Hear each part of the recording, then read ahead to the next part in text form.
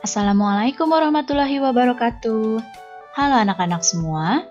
Hari ini kita akan belajar tema 8, subtema 1, pembelajaran keempat dengan muatan IPS dan PPKN.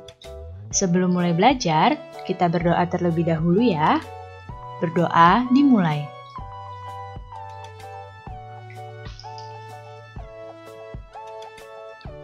Berdoa selesai. Baik anak-anak, sudah siap untuk belajar hari ini? Kalau sudah siap, mari kita mulai belajarnya. Pertama-tama, kita akan mempelajari muatan IPS. Pada pembelajaran yang lalu, kalian sudah mengenal beberapa jenis usaha agraris. Apa saja ya jenis usaha agraris? Ya, diantaranya seperti pertanian, perkebunan, peternakan, perikanan, dan juga perhutanan. Nah, bagaimana ya dengan jenis usaha yang lain? Apakah ada? Tentu saja ada.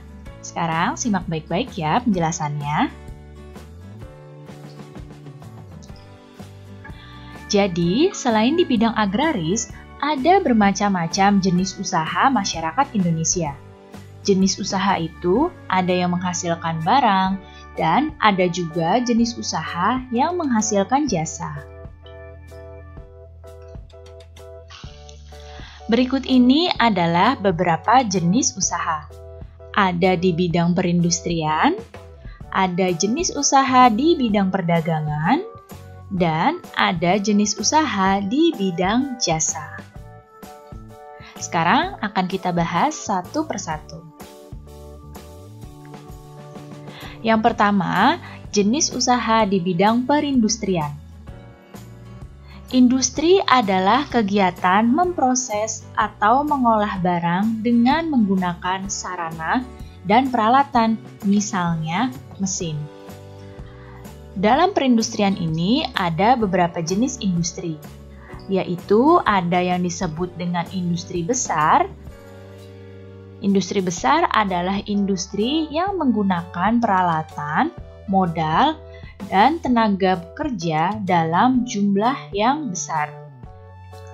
Nah, selain itu, ada yang disebut dengan industri kecil. Industri kecil ini menggunakan peralatan, modal, dan tenaga kerja dalam jumlah yang lebih kecil. Nah, sekarang dilihat di hadapan kalian di sini ada gambar industri mobil. Industri mobil ini peralatan, modal, dan tenaga kerjanya diperlukan dalam jumlah besar, sehingga industri mobil ini masuk ke dalam industri besar.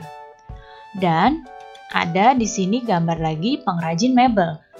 Ya, di sini pengrajin mebel, peralatan, modal, dan tenaga kerjanya juga kecil, sehingga masuk ke dalam industri kecil. Berikutnya adalah di bidang perdagangan.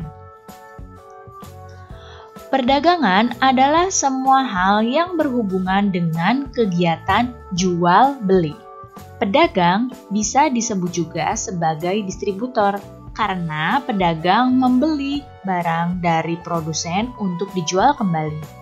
Tanpa adanya perdagangan, setiap orang harus memproduksi sendiri segala kebutuhan hidupnya.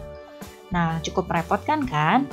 Nah, dengan adanya perdagangan ini, produsen menjual hasil produksinya pada konsumen yang melalui pedagang.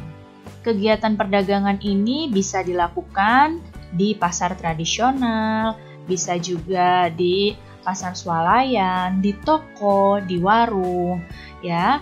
Ada juga bahkan sekarang perdagangan yang dilakukan secara daring atau secara online. Berikutnya adalah di bidang jasa. Jasa adalah segala aktivitas atau manfaat yang ditawarkan kepada orang lain. Usaha jasa memberikan pelayanan kepada konsumen. Contoh pekerjaan yang menjual jasa adalah guru, kemudian dokter, pengacara, montir mobil, jasa keuangan, pemandu wisata, dan sebagainya. Ya, jadi jasa ini tidak memiliki wujud, namun dapat dirasakan manfaatnya oleh orang yang menggunakan jasa tersebut.